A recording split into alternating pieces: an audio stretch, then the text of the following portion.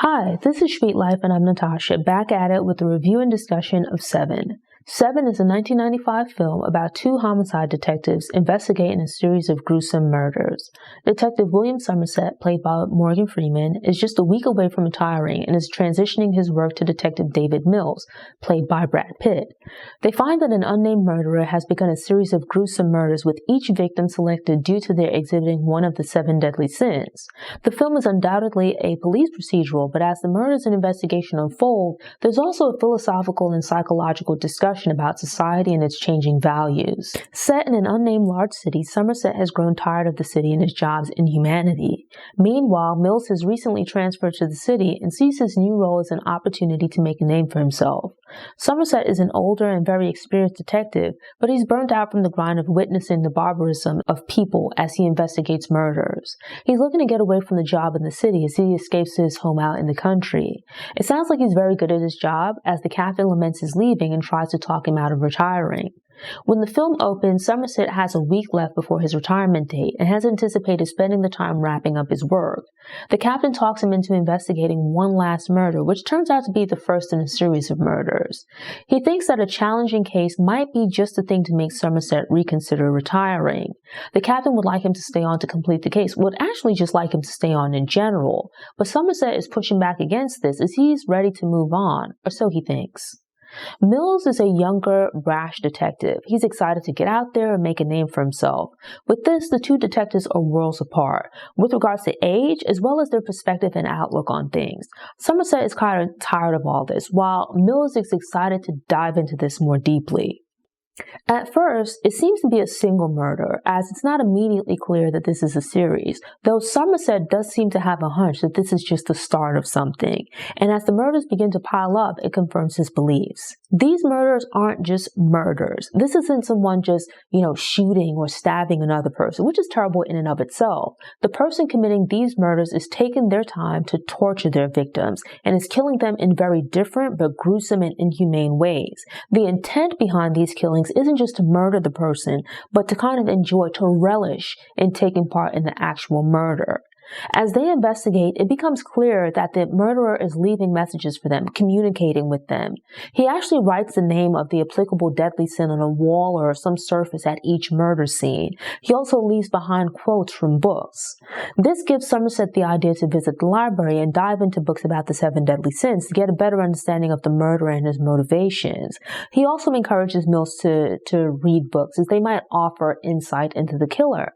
And here we see the difference between the detectives, but also the difference between how people function in society.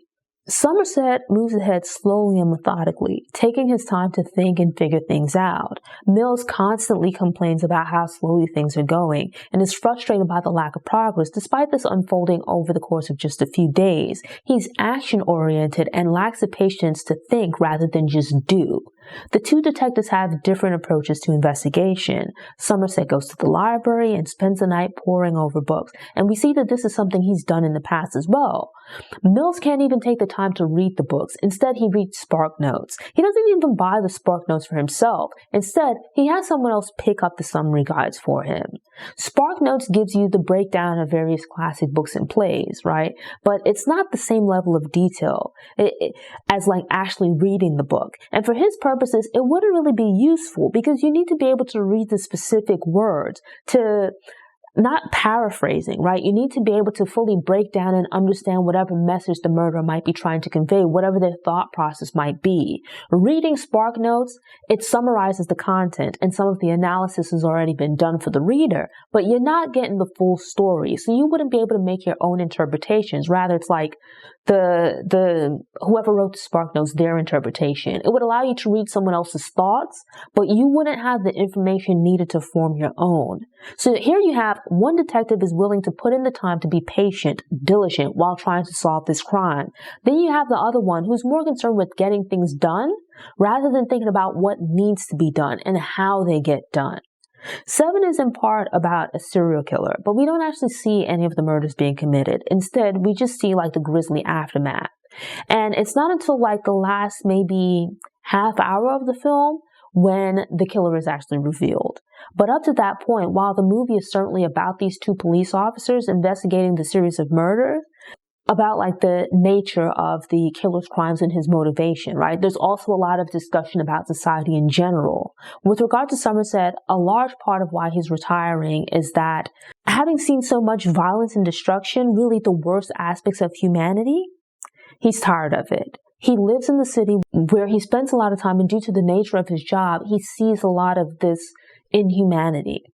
And so Mills, he's married. He's a young man. He doesn't have any children as yet. They've moved to this city, and it's not, I don't think they mention exactly where they lived previously. It's actually not mentioned where the story is taking place either. But wherever it wasn't like this city here. It sounds like they came from a smaller town. And so his wife takes it upon herself to call Somerset. She invites him over.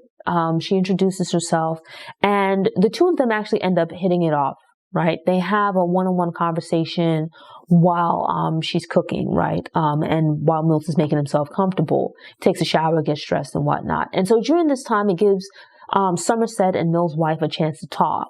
Number one, the apartment they've moved into, turns out it's located right next to the train. So each time the train goes by, it rattles and shakes everything in the apartment, which when they came to see it with the real estate agent, it seemed perfect, right? It seemed nice, only to find out that, like, he pretty much hustled them.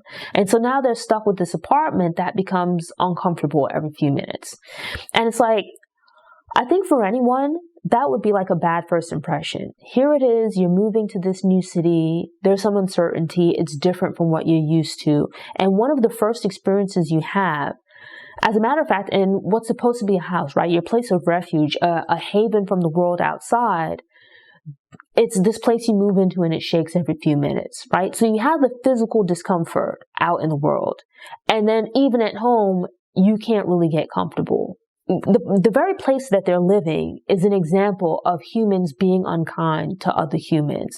They sit down, they have dinner and whatnot, and after building some rapport with Somerset, Mills' wife later calls him, and as she doesn't have anyone else to turn to, she doesn't know anyone else in the city, it's just her and Mills. And she's having some misgivings, she has some regrets. She loves Mills, but does not love this city. And it's like, while she wants to support him, she's unhappy. She's uncertain. The city is big, there's a lot of negativity, she's unhappy, and to add to that, she's now expecting a child. This is something she reveals to Somerset, but Mills doesn't yet know.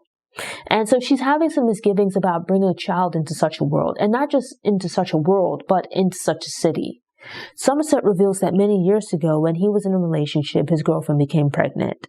And when he stepped out the door that day, he felt a weight on himself that he'd never experienced before. And it was a way of knowing that he and this woman could potentially bring a life into this world. And this is with him having seen some of the worst things imaginable. And as time went on, it began to weigh on him more heavily.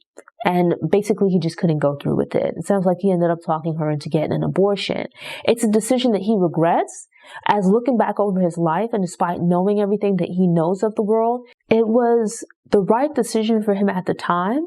But yet still, he wishes that he'd made a different decision. He wishes that he'd given fatherhood and that life a chance. So it's like, no matter how imperfect the world might be, how imperfect life might be, he still wishes that he had taken that chance. Throughout the movie, both within the detectives, but also on the side of the criminal, right? The killer. You have this thing about humanity and the world, how people treat each other, these sins. And so it's like crimes, misgivings that people commit against themselves, but then also against other people in society. And so it's this conversation. It's like the movie is certainly about these killings, but because of the nature of them, there's also a lot of discussion about society itself, how people conduct themselves, sort of like not really a breakdown in society, because even the fact that discussion of these things existed generations, actually millennia ago, means that it's not a matter of society breaking down, but rather human beings being imperfect and sometimes doing very bad things. And this is a movie that I've seen in the past, but I think this is one of those movies that I've probably seen in bits and pieces, but never really sat down to watch and really pay attention to from start to finish. And so watching it this time around, I had a different perspective.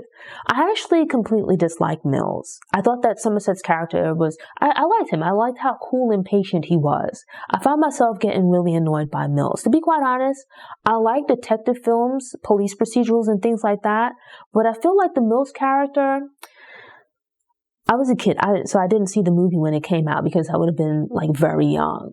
But I feel like he's a character that I've seen in so many other police type movies, to the point where it seems a little bit cliche. It might not have been at the time, but him being brash and impatient and rushing into everything, I just really found it annoying after a while.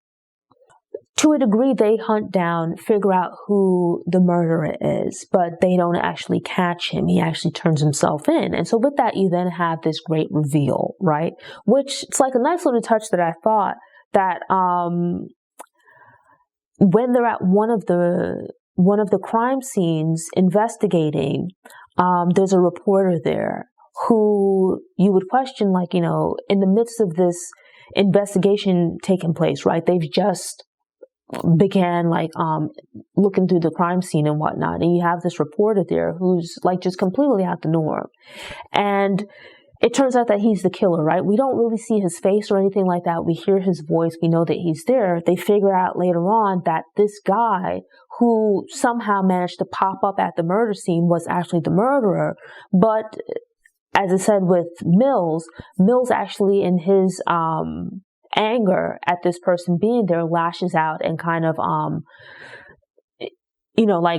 rushes him away from the scene, right? Kind of hustles him down the stairs and away from the crime scene. I know a lot is made about the brutality of the murders, the violence and the gore of the murders, and then the ending of the film, right, with regards to the whole thing of the box and whatnot. And so, certainly that's interesting and whatnot, but I actually found the earlier part of the film, the more slow burn, before you get to the point of the reveal of the killer, I found that to be more interesting, right? Like, I liked watching them kind of put the pieces together and figure things out, and there's one scene, I think it might have been the attorney, where his represented, I can't remember his sin, greed. And, they're at his apartment and they're looking for clues and stuff like that. And it's like, you have this scene and they're looking through different things and inferring things from this being out of place and that, not quite being in the right position. And so with that, there's this I think it's a painting hanging on the wall, which they take down, and, Somerset starts looking around. He starts thinking there has to be more here. And with that, he finds this message, and I thought the way that it unfolds, the way that scene unfolds, I think that's probably one of my favorite scenes.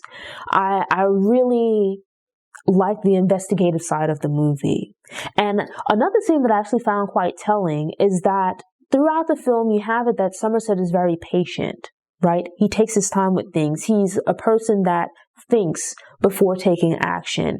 Whereas with Mills kind of, not to make it like a older versus new generation kind of thing, but Mills is younger. He's more into, it sounds like, forensics and these kinds of things. He's more of a guns blazing kind of police officer. And so there's the scene where they cross paths with who turns out to be the murderer.